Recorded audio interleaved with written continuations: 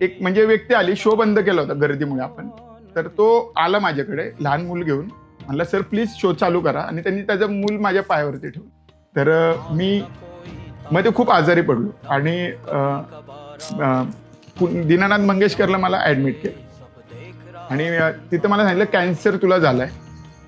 आणि मी खूप म्हणजे 45 किलो वगैरे झालो आणि तिथे मी खूप प्रेशरमध्ये गेलो की अरे आता संपलं आता आयुष्य, म्हणजे आपण एवढ्या वर्ष काम करतो आणि मुलांसाठी वगैरे काहीच आतापर्यंत असं काही कमवून नाही ठेवलं. तर मग एक साक्षात्कार म्हणतो ना, एक शंकराचा म्हणा, बाप्पांचा म्हणा. तर मला मी पाटे म्हणजे हॉस्पिटलमध्ये खूप डिप्रेशनमध्ये होतो, घरी एकटाच बसायचो. तर असं एक ब्रह्ममुहूर्त एक क्लिक झालं की काहीतरी शंकरावरती यावेळेस करूया.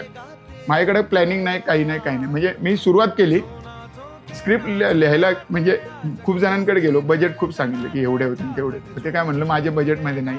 ते एक जण आहेत, त्यांनी ती स्क्रिप्ट लिहून दिली, कामाला चालू केलं. आणि म्हणजे मला कल्पना होती की ते खूप ह्या लेवलला जाईल म्हणून.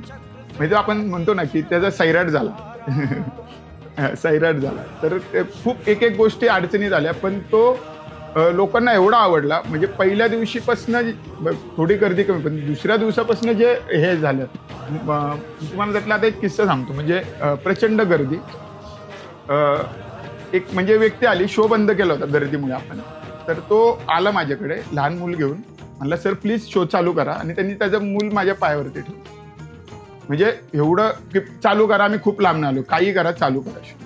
म्हणजे रोज महिला बेशुद्ध पडायच्या आहे. माझी अख्खी फॅमिली लिंब साखर वगैरे घेऊन, कोण बेशुद्ध पडले की तिथं साखर आणि पाणी करून हवा घालून त्यांना शुद्धीत आणून पाठवून दे.